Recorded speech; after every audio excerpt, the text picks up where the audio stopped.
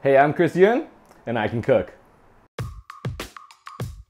Over here at Chris Yun Can Cook, we've been overwhelmed by the response we've been getting from you guys. We love that you love what we're trying to do. So we've been cruising the comments, and we've been listening to what you're saying, and it seems like the pork carnitas tacos may have been a little bit too difficult, so we're gonna bring it back down to basics.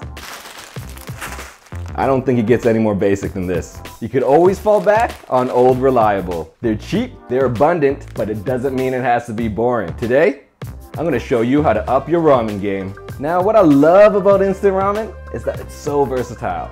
I could go into the grocery store, pick out any random assortment of ingredients, and it's always gonna turn out. I'm making 4 variations of upgraded ramen. For the first dish, I'll need a fried egg, tofu, Chinese cabbage, and a green onion. For a second dish, I'll be needing some steamed egg, some Spam, and enoki mushroom.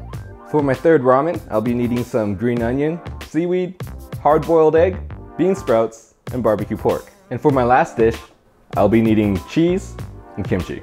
Now, Chris Yun Can Cook doesn't really have any endorsements. By that I mean we don't have any endorsements. But really, anything I have here, you could find at your local Asian grocery store. TNT, call me. Really. First, I'm gonna bring my pot of water to boil.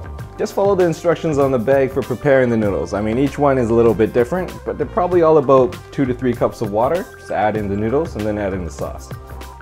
For this dish, I'm gonna place in some Chinese cabbage. I'm gonna lay this fried egg right here.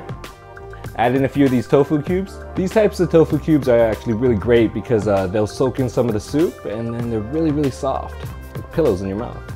And I'm gonna top this off with some green onions. This is probably my most traditional ramen dish. I'm gonna start off with some BBQ pork that I picked up from the store earlier. I'm gonna throw down some bean sprouts that I parboiled.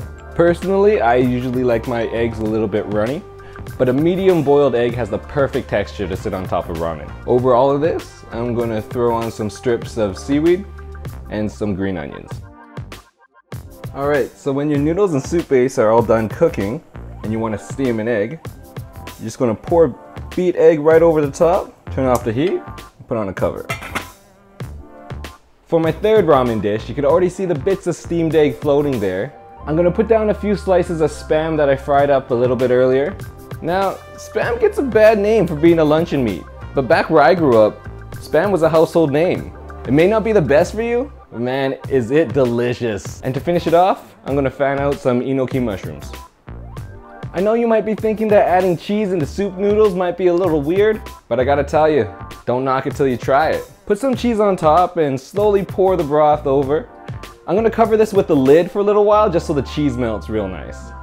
I'm gonna layer this with some kimchi along the top, and this is perfect.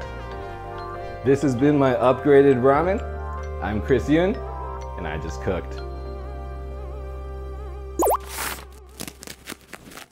604 Num Num. Hey guys, follow me on Instagram at Chris Yun Can Cook. Show me your ramen creations with hashtag CYCC and check out our other videos on this channel.